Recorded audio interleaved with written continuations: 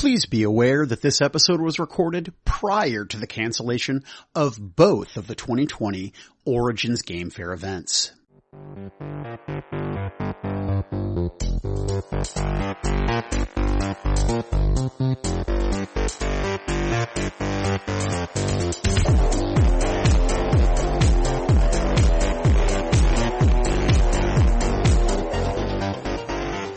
I'm Brodor, and this is Why We Game. My guest today is Steve Lucinski, CEO, owner, and genius, brain trust, if you will, behind the Miniature Market. Mike, thanks for having me on today, and I appreciate the words of flattery. Oh, sure. Are you kidding, man? No shit. You know, I'll be a totally different person now than I was when I was your employee. But I think that you're a different person than I'm not your employee, too. It's working for you is weird, but let me set that aside for now. Right now, the retail location here in Des Peres, Missouri, is one of the best-looking game stores I have ever seen.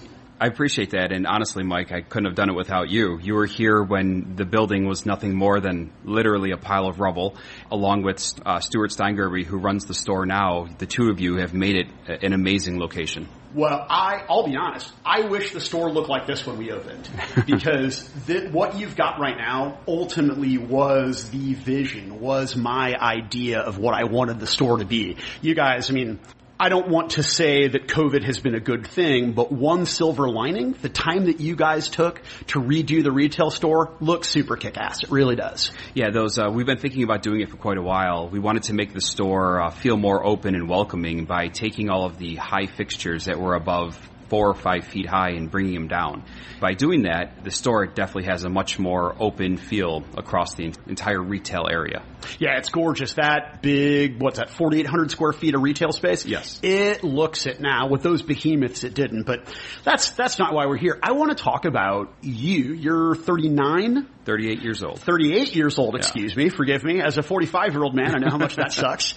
You're from Buffalo, New York originally? Yes, born and raised Buffalo, New York, and I moved to St. Louis, Missouri when I was 24 years old. Miniature Market started in what year? It was founded in 2001. All right, so 2001. So let's put a pin in that. Let's take a step back in history. Steve Lucinski graduates high school, goes to college. Yeah, so while I was in high school and before I started college, I worked for a baseball card company up in Buffalo, New York. At the time, it was a small company, few employees, what you would walk into and find on a corner store. Since I started working there in the early 2000s, that was when Pokemon was literally ready to explode. And that company was smart enough to ride the wave, and over the next 5 years, they became this huge behemoth internet seller. They sell tens of millions of dollars of product currently today into the industry. And when I worked there, I learned a lot about internet business in general. And then when you moved to St. Louis in 2001, when you're 24. 2004. Sorry, 2004. You're 24 years old in 2004. You moved to St. Louis. Is that when you start Miniature Market? So Miniature Market started a year prior ahead of me coming to St. Louis. I started, it's kind of a funny story. One of my friends, he was a professional painter, and he would travel across the border into Canada, and he would enter contests with painted miniatures. Him and his father were into historical miniatures more than they were into fantasy miniatures. But he slowly made the transition to Reaper miniatures and Games Workshop miniatures in 2002, 2003. He started winning awards at a very rapid pace up in Canada. He came up with the idea of, why don't we buy miniatures wholesale, paint them, and then sell them to the public? So that's kind of where Miniature Market kind of started. I used my connections at my previous job to go ahead and buy several $1,000s worth of unpainted Reaper miniatures. And literally the day that order came in, my friend turned to me and said, I don't want to do this anymore. I don't want to paint miniatures. Wow. So I'm sitting there with boxes full of product and no way to sell it. One day I just woke up and I said, okay, well, I'm going to start a website to sell these miniatures. And that's kind of where the genesis of Miniature Market started. So you've got a pile, thousands of dollars worth of Reaper miniatures in your basement. Yes. And you're like, fuck it, I'm going to make a website and I'm going to sell this and I'm going to call it Miniature Market. Yeah, I remember back when I came up with that idea, I was doing searches for available URLs and I was using all different kinds of permutations for words. And they had like an auto-suggest feature, and sure enough, one of the auto-suggestions was miniature market. And I couldn't believe in 2003 that no one had purchased or had locked that up. So then I said, okay, well, miniature is a word that is misspelled pretty commonly in the English language. You know, it's spelled commonly 3 different ways. And so I wanted to see if the variations were also available, and they were. So I locked up all 3. Right, but the point is that you just said, fuck it, I'm going to do it. Yeah, I had enough knowledge from the job I was currently working to where I knew all the basics about the internet. I had the contacts with the credit card processing companies, the platform companies that provide the e-commerce shopping carts. I knew a little bit. At the time, internet marketing was very, very, very young, and Google AdWords was the be-all, end-all of internet marketing back then. And I knew it very well. I had learned it. I took classes about it. So I decided I could very easily make this work. At that time, my job for my previous employer was to look for new industries to grow that company into. I was kind of torn as to whether or not I do it as far as that job and push them into the gaming market, or if I do my own thing and try to break out and just see what happens. It was kind of a confluence of events. I decided to try it on my own, and as I started to have some success, it just so happened at the same time that I happened to meet a woman, of course, changes everything in most people's lives. I met her when I was I was visiting my brother in Washington, D.C., District of Columbia. She was going to grad school out there. Well, she graduated grad school in 2004, and she was ready to move back to St. Louis. And I was at a point in my life where I wanted to change. I just wanted something different. So I made the leap. I quit my old job. I took my boxes of miniatures, and I moved to St. Louis. Yep. And then you just take your internet business with you. Yes. We're looking 2004, you're selling Reaper miniatures online. Now, today, you're looking at a near 8,000 square foot retail space and 80,000 square foot warehouse that you own. That is correct. That's an amazing story. But what really stuns me is that your position in this industry is relatively unique for a couple reasons. One, you're not much of a gamer. You've done some games, a little bit of gaming, but gaming is not your primary hobby. Is that correct? That is correct. For me, the hobby is my game in a roundabout way. Buying deals and buying closeouts and maneuvering the company to get into new product lines or to get rid of product lines, to me, that's the game. It's the industry itself is a game. There's a game philosophy called gamifying anything, taking any concept and turning it into a game, giving it rules and parameters to make it easier to stomach or to break down. So what you've done is you've taken the entirety of the gaming industry and decided to gamify it. That is true. Yes, that is a correct representation. So from these Reaper miniatures, right? So this pile of Reapers, this magic pile of beans, if you will, you plant and it becomes the stock that is miniature market. What was the second step? Oh, that's a good question. So once I was here in Missouri, I was operating Miniature Market out of a 10 by 10 bedroom. I had a 2-bedroom apartment, 10 by 10 little square room, packed with shelving units. I decided what would be the next thing. Well, I was just so, again, this is happenstance. Fortunately, one of the major distributors in this industry is Southern Hobby Supply. They just so happen to be located here in St. Louis and happen to also be just a few miles from my apartment. I used that right there as kind of laying the foundation for what I would carry to then expand beyond just the Reaper miniatures. Every day I would get in my car, I would drive up to Southern Hobby, I would walk around their warehouse, I would see what they had for sale, I would buy a little bit, come home, put it on my website, and inevitably it would sell that day. So then the next day I would start the process all over again to where I would drive back to Southern Hobby, see what new they had, bring it home, put it on the site, and sell it. In a way, what they carried helped dictate the growth of miniaturemarket.com. I will say this, though. I'm sorry to interrupt you, Mike. No, please. But, Southern Hobby, again, I don't want to get them in trouble or anything. They clearly had restrictions. There were certain product lines that were only available to brick-and-mortar stores. Obviously, I didn't have one at the time, so I could only buy certain things. But those things that I could buy are the ones that I kind of grew. Okay, well, let's go in that direction because obviously now we've already addressed that you do have a brick-and-mortar store. Mm-hmm. When was your first brick-and-mortar store?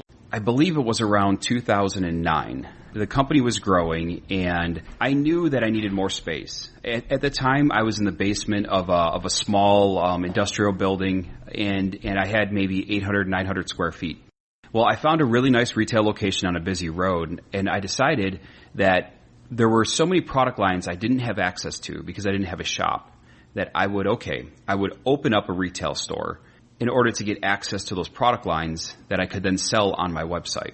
So it was the desire to sell online that drove me toward opening the retail store. It's been an interesting push and pull dynamic since then. Every place I have had since 2009 has definitely had a retail component. It hasn't been until recently, the last 4 years or so, that I decided to embrace retail and break it away from the internet behemoth and just kind of make it its own standalone business. And it's been successful for you? Extremely, extremely successful. It exceeded every expectation that I could have hoped for. And again, I'm talking about the last 4 years where I've broken away just the retail component. My hope was that it would do well enough just to break even. If the retail component broke even, I would have been happy with that, and then we would have made all of our actual, positive revenue and profit on the internet side. But the store itself, just standalone, has been a huge success. And for the audience, just so people are aware, Steve and I don't hang out away from work. We never have. We're not buddies per se. But one of the things that really cheesed me off when I was working here is that Miniature Market would get a rap for not being a local store. And I just wanted to get on the internet and tell people to fuck right off. They are too local. Do you know how many people that live in your local area, in the St. Louis area, that work for Miniature Market? How many people are employed by the company? How much revenue goes into multiple municipalities just locally? If you don't think that your store that happens to sell online but is also local is not a local shop, I just got to disagree with you. I mean, I'll share a little bit of insider information here as far as some numbers go, but our payroll per year, so this is money we put back into the community through payroll, is over $2.5 million a year, and it's growing rapidly. And that's bigger than 90% of the companies whose product you carry? Oh, yeah. So when people do come and say that we're not supporting the local market, that's just, in my opinion, it's wrong. You know, we buy goods that are resold here. We obviously we pay rent on multiple locations, tons of payroll. It's a community effort, and I appreciate all of the local business, and I love the local customers are awesome. And like I said, the last 4 years of the success of this retail shop has really transformed my entire view of retail in this industry. Really? Yes. Okay, give me an example of how your perspective toward brick and mortar retail has changed since opening this store. So every shop I would walk into over the course of the last 15, 20 years, I shouldn't say virtually every shop, I could walk in and I could find a lot of things that if I was a consumer would turn me off. I have high standards only because when I walk into a store, I want to walk into that retail gaming shop just like I walk into a CVS, a Walgreens, a Walmart, a Target. I expect things to be organized, priced, labeled correctly, in stock, things that I think are standards for every store anywhere, regardless of what you sell.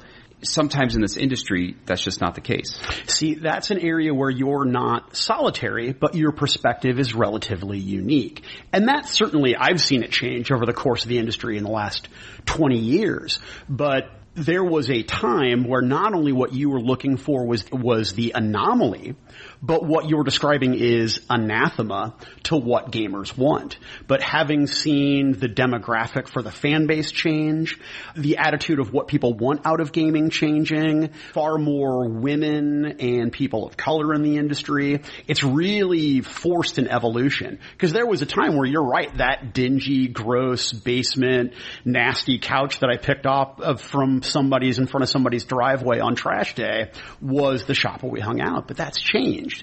It's interesting though, because that perspective still in some, old gamers, they don't want that experience. They want that dingy, nostalgic sort of basement shop where I might, like a junk shop or a flea market where I might find some treasure. But interesting to me is that even though there are people that lament that they want that, what you're providing is undeniably successful. I think when it comes down to just sheer size of market and potential customers, if you cater toward, as you put it, the dingy kind of feel to a store, but also has a homely feel too to some people, because that's what they're looking for. That market is infinitely smaller than the one that's going to be welcoming to women, children, just a larger demographic. From a sheer numbers perspective, you're going to have more potential long-term success catering to a larger demographic. Let me change gears here for a minute. One of the interesting things about Miniature Market and about you in particular is you are a divider of people in the industry. In fact, I know that there are some, and I won't get into specifics. I know there are some local retailers that view you as a villain because they operated under the idea that you moved to St. Louis, you open this big online business, and eventually you're going to just drive everyone into the ground. I mean, is global domination of the gaming industry, is that your goal?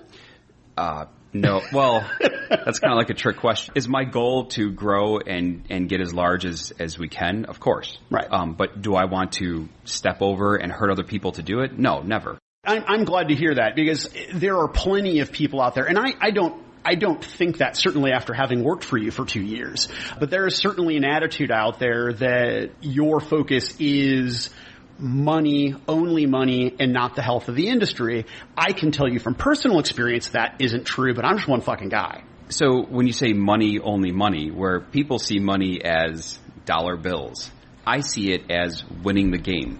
Do I want to win the game? Of course. That is the whole point of playing the game. Right, but not for me. But not at the expense of others. No, of course not. Yeah. So, and I think another thing too is there's plenty of room in the market for everyone, and everything is always changing. The people that might have animosity toward Miniature Market, the real question is, well, why is there the animosity? Is it that things are changing and they don't want to adapt, or they can't adapt? I'm not sure what the answer is. We're going to do our business and drive it in the direction that makes sense for us. And if that's the impression they get, well, I'm sorry, but fuck them? Nah, I didn't go that far. I said it, you didn't. I'm not going to stop. I'm not going to stop doing what I'm doing. Right. Just because other people don't like it. And I'll tell you what, again, Steve would never admit this on the mics. I know one of at the time I was working for Miniature Market, there is a local competitor that was not doing well at all. And I know for a fact that Steve reached out to them and offered to help. And Steve's not going to talk about that, but he did it because he cares about the community. I think people would be shocked if they understood how many local competitors that we actually work hand in hand with and help them make more money. Now, again, they help us make money too, so it's a two-way street. But there's a lot of local stores that we sell stuff to. There's a lot of local stores that sell stuff to us. That's just, it happens, and there's not this constant war going on between us. There's a lot of two-way business that happens as well.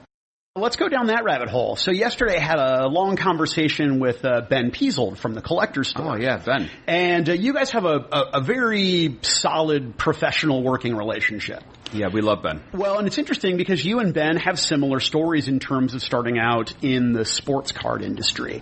But Ben and I were talking, because I'm working on an article that I won't bore the audience with right now, but it's about commerce during COVID for hobby retail. And he's crushing it right now. I mean, his internet sales have been very, very strong. And Ben was telling me he's had the best months he's ever had. And he wasn't dancing on people's graves, but he was saying that people are bored. They want to buy toys. They want to organize the toys that they have and the cards that they have. And they're buying online because that is their option. I'm assuming that Miniature Market has seen similar increases in sales since the global shutdown. We'll back up. Let's time travel back to basically March 12th-ish. We ran one of our normal giant sales that we do multiple times per year. And during those sales, we'll take in thousands and thousands of orders. So it's very busy. Well, right when we were doing that, COVID dropped about 10 days after that. About March 22nd, 23rd, things started shutting down. And almost immediately, as places started shutting down, there was a tidal wave of business that came into miniaturemarket.com. So we were dealing with this weird kind of mix of leftover sales volume, increased COVID-19 business from the shutdown of a lot of retail stores. I'm assuming that's where the business came from. And then we also had, hey, we got to keep our workers safe. We have to do stuff to make sure that we can still operate, keep people safe, and somehow manage to navigate all of this uncertainty. And that started around March 22nd. And then for the next 50, 55 days till about pretty much a few days ago, maybe May 20th or so, it has been unbelievable. Being in this industry for 15 years, over 15 years, it's the busiest time I've ever seen. Including holiday shopping seasons. It is like a nonstop Black Friday for about 50 days straight. That's crazy. Yeah. And you and I talked about this because you're the one that actually suggested this idea to me, doing a piece or some research on brick and mortar retailers evolving or moving into online sales. And I know that's something that you and Ben have in common. Have any retailers, whether locally or in the tri-state area, has anybody reached out to you and said, hey, Steve, I want to have a better understanding about online retail. If my business is going to survive, I need to pursue other revenue streams. Where do I start? Shockingly enough, no one has reached out. And I shouldn't say shockingly enough. I mean, it's understandable. Why would you go to a future potential competitor and ask them for advice? If someone were to reach out, I'd be more than happy to talk to them. This is just my opinion, but for anyone, anywhere who's going to get into the online arena for anything, I don't care if you're selling beach balls or toys or bubble gum or whatever, the number one thing you need to learn, there's a few things, but the most important thing in order, I would say accounting is first, because when I started this business, I knew very little about accounting, and now I could probably pass my CPA exam. Number two, definitely internet marketing. If you can learn or hire people who are good at those two things, you stand a shot at making it. But those are easily the two key things to success or failure for online sales in general in any market. It's not about knowledge of the specific product or the specific industry necessarily, with the exception of how that affects marketing. Yeah, I mean, everything we sell, they're just widgets. You know, I understand they're games and they're miniatures and they're all these things, but frankly, when miniature market is being built right now, the warehouse operations that we have, we build miniature market not to sell games, but to sell anything. Literally, I could sell baby formula. I could sell diapers. I could sell nuts and bolts and power tools. The machine is set up to sell anything. In the years that I've been in the gaming industry as a retailer, that attitude, that perspective is shared among the most successful retailers that I know, because they recognize that it's not about a specific product. It's about experience. It's about convenience. It's about your brand being preferred to the other brand, because honestly, I could go to any brick and mortar store in town and buy most of this stuff, or I could go to Amazon and get it cheaper. In some cases, I might be able to go to Amazon and get it less expensive than I could from Miniature Market. But while I'm shopping with Miniature Market, there are services and conveniences that you provide that I'm like, oh, who cares if it's an extra $2 from Steve? I'm just going to buy it there. And we find that the platforms like Amazon, Walmart, Jet.com, they'll have some individual products you may want. But if you are a hobby enthusiast and you want to get your Army Painter paint, that one single board game, and a Reaper miniature and a WizKids unpainted miniature, to find all that on Amazon right now, believe it or not, is not that easy. There's a lot of products that we sell that are not represented on those platforms. And that's another thing, too, that a lot of people don't quite understand or quite grasp, that we have 22,000 products on our site right now that are active SKUs. And I don't know of anywhere else in the world where you could go to find all 22,000 products in one place but our site. When I was working here, a second location was something that you had been spitballing about. Stu Steingruby, the store manager, I know that you and he had been doing some scouting and some research. You mentioned that you guys found a second retail location? Yes. So we're breaking news here on Why We Game? Yes, so we're looking right along the I-70 corridor, starting basically from downtown St. Louis all the way out to Columbia, Missouri, which is about 2 hours away. We're looking for some place along that corridor. I honestly, Steve, and I've said this to Stu, and I mean, I can cut this if we have to, I think Columbia's fucking brilliant. I think that Columbia is the place to go, because you can do a 3 hour and 20 minute round trip from the warehouse to Columbia. You can do your deliveries every day. It's going to suck for that fucking driver, but buy an audiobook, man. But I'm telling you, Columbia right there, it would be amazing.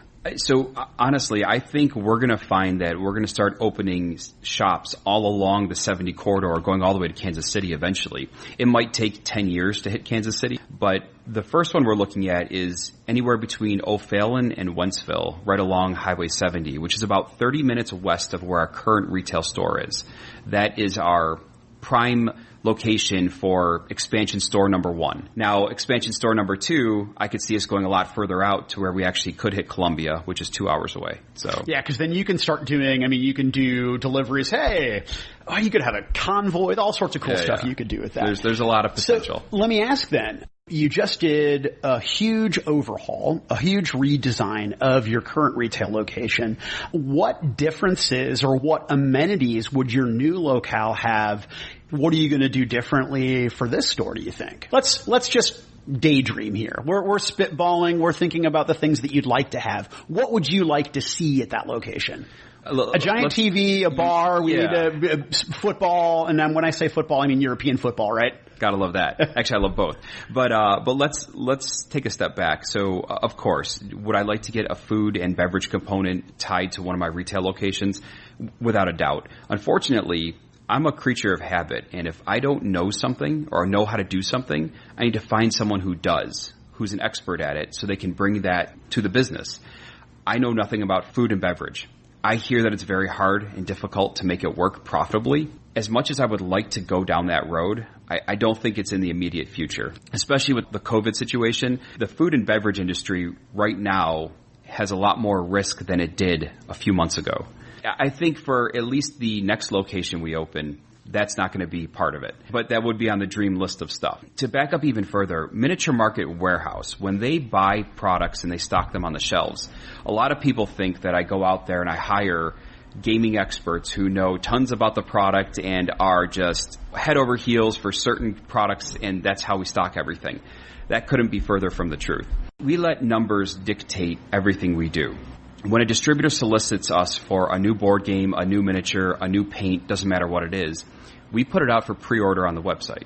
We then let the traffic on that pre-order page, whether it be customers signing up for new arrival notices, whether it be pre-order sales, whether it be page views, we take a whole host of data and we crunch it together into an algorithm and we project what we should order based on all those metrics. Now, that whole process trickles down to the retail store as well. So if I open a second retail store, what it stocks and what it carries is going to be driven by the metrics we collect online. In my dream scenario, it would be chock full of the right stuff that people want, that when you walk in, not only are you going to see just more product than you've seen in any other shop ever, you're going to see the right product that's going to be fresh. The shop here that we're in right now on Manchester, if something sits around for 60 days, 90 days and doesn't sell, well, it goes back to the warehouse. It doesn't stay here. It doesn't collect dust. That is just one of the reasons why I was interested to come work for you so many years ago. Because the idea that you have multiple avenues for selling product to the consumers. And not only do you have your retail location, but as you just pointed out, if something's not selling, well, I'm just going to go ahead and I'm going to put it back online. If I need to do discounts or sales, or maybe I have other avenues. Maybe there's a retailer out there that wants to, that'll move this product. Or talking specifically about that algorithm, I noticed with the retail location, you have some big floor specials. So you'll have a lot of excess product left over, whether you bought that from somebody else or whether it's excess from over ordering. How often is that algorithm wrong? It's not perfect, of course. Typically, the algorithm will have us stock more of a product when it's new and hot, and then when it stops being hot, we have excess inventory. Most of the time, we don't get caught with huge amounts of inventory that won't naturally sell over time. I can recall a few examples, Gloomhaven and the Forgotten Circles expansion, that the algorithm, we weren't checking it as closely as we should, and we actually stocked thousands of copies extra of both those than we should have. That led to some issues, obviously. It happens. How do you navigate the minefield of maps? Well, actually, what is a map? So a map is the minimum advertised price that a manufacturer wants us to sell their products for. when Miniature Market was growing, so we're going to go back to 2005 through we're still growing, but really growing, 2005 through 2011, maps were not my friend at all, because we would try to attract people to the website through aggressive pricing. That was our business model. That was what really kind of was the catalyst to giving us the base to grow the way we did. So every time a new map came out, it stunted our ability to let market forces allow us to attract new customers.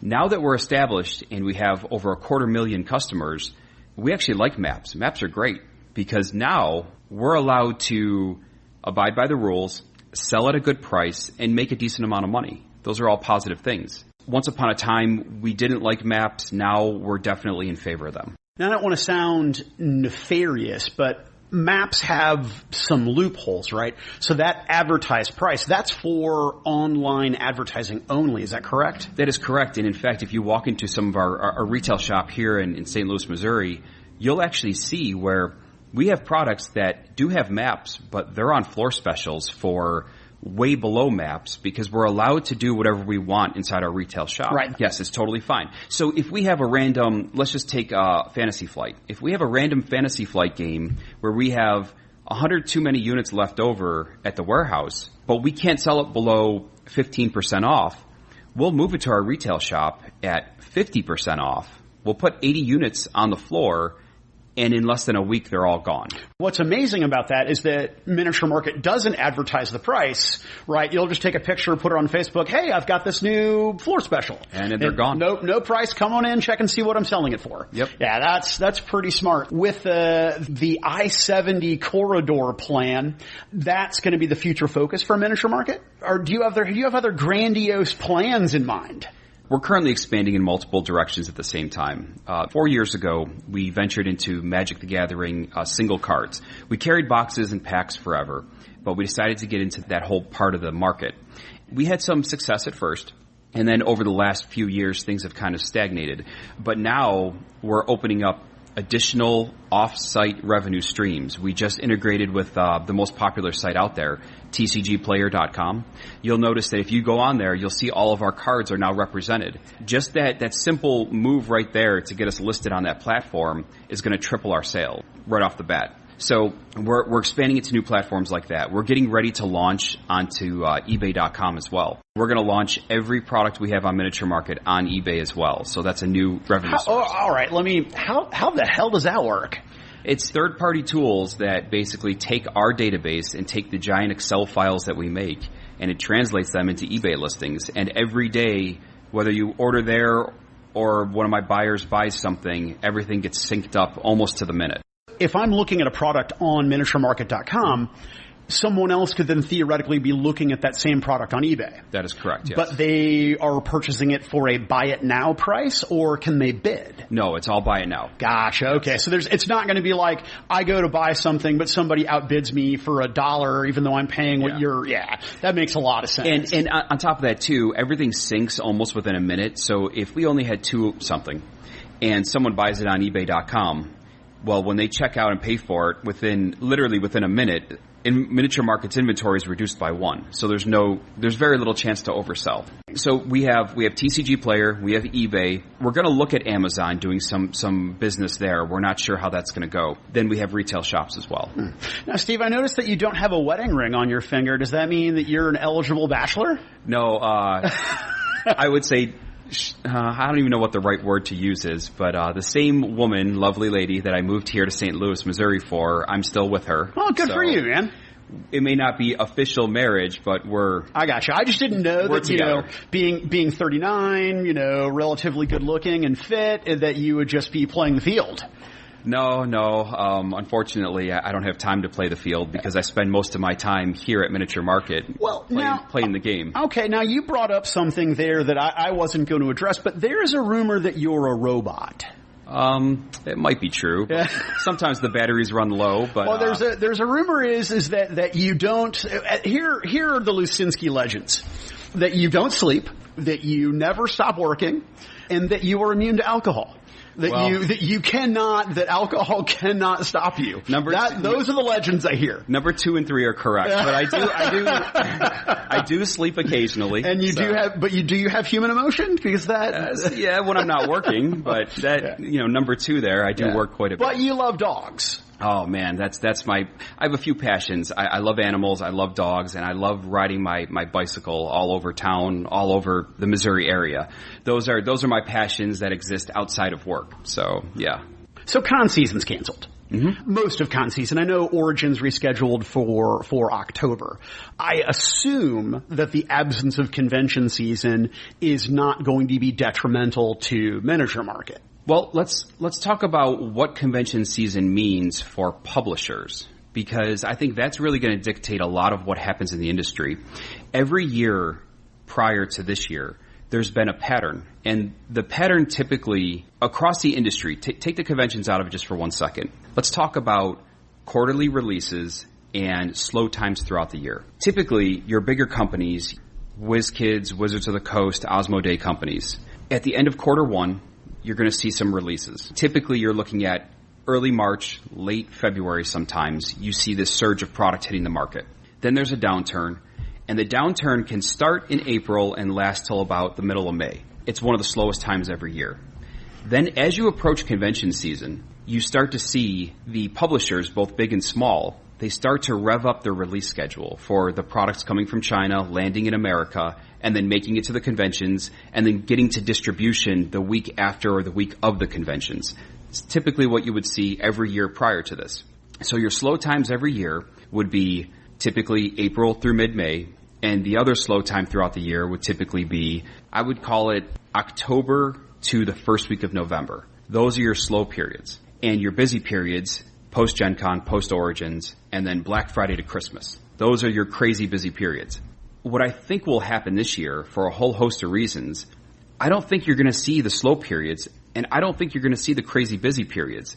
Instead, I think you're going to see a steady increase across the board of releases coming out at random times throughout the remainder of this year. As opposed to doing my big release at Gen Con, selling it direct to the consumer for higher profit margins, you think that you're just going to see consistent, steady releases of product through the remainder of the year and steady, consistent sales?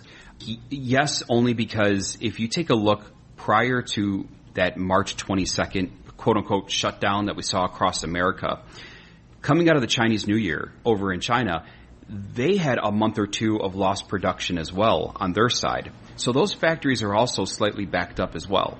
It's not just our conventions are shut down, so the product just magically doesn't come here. But you have production issues across the world that are also going to dictate when things are released.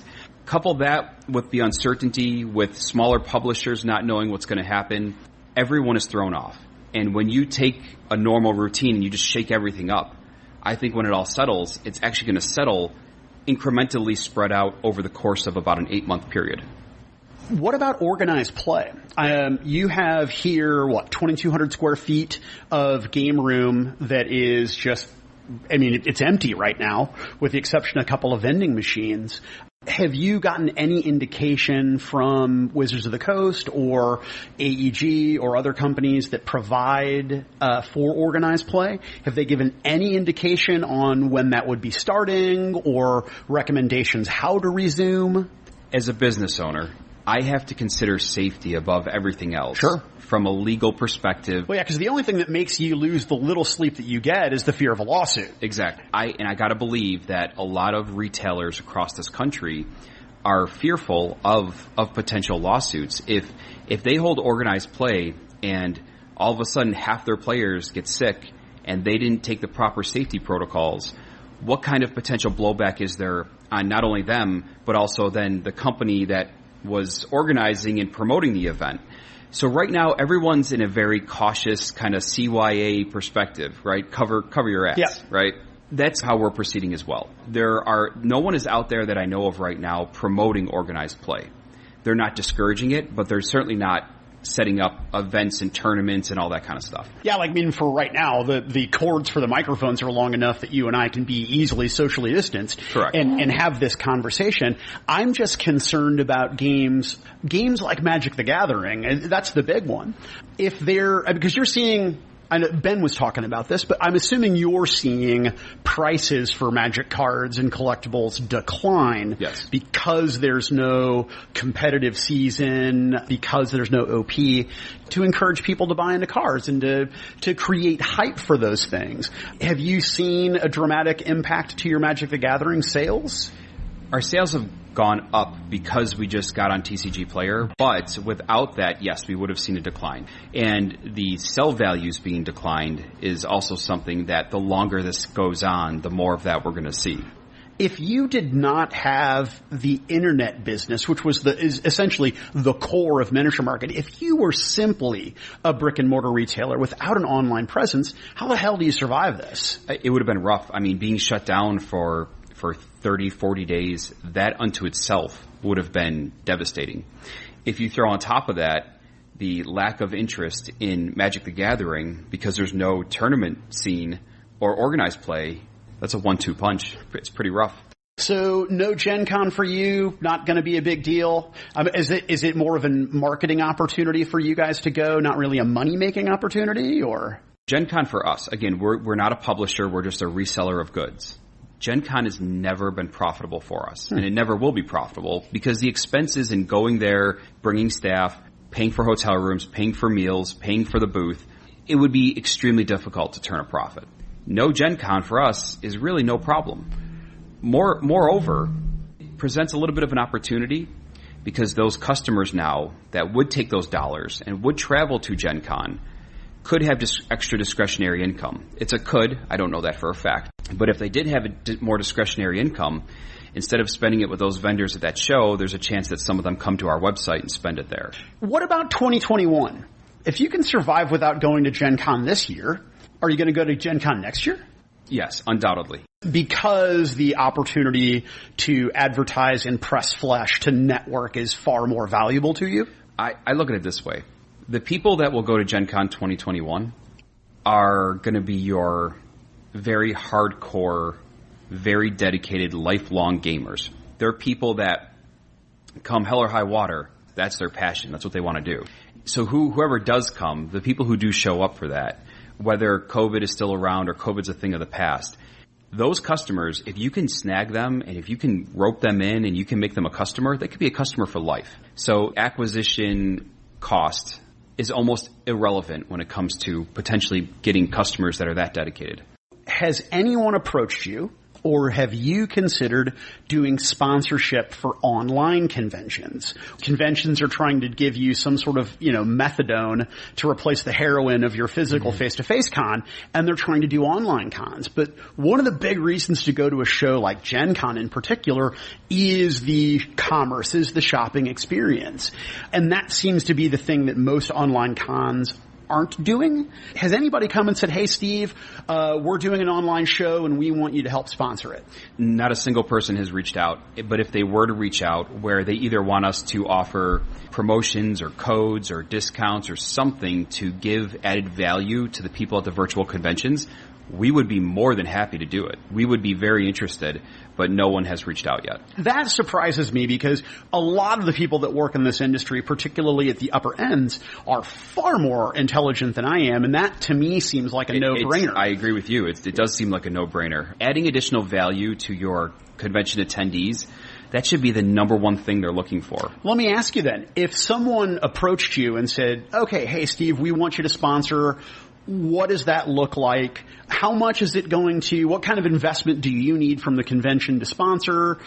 How long would it take you to turn something around? I mean, how quickly could you, with your infrastructure, get your marketing team to put something together to promote a con? Probably about a week. We would need to design the proper advertisements that would be placed on the pages in the certain areas of the convention.